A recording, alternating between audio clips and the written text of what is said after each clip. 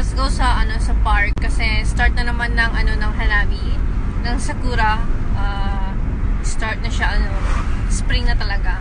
So on the way kami punta ng park. Let's go. Bago nga kami dumiretso ng park ay dumaan kami dito sa Obento Yasang kung saan kami magti-take out ng aming pagkain. Yan yung mga pwedeng available na pwede nating i-take out. At may mga ilan pang nakapila.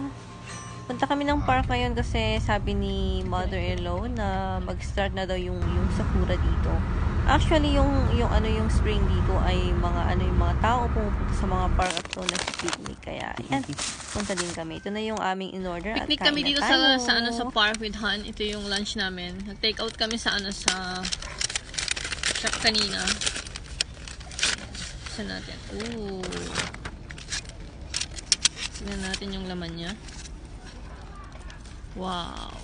Oy, so bango. Kain na tayo.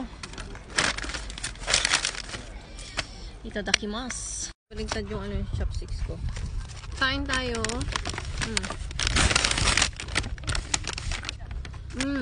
Ano siya? 美味しいね。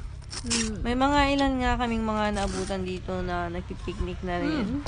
Wala pa kaming nakitang Sakura at siguro balik kami by next week at marami nang lalabas na cherry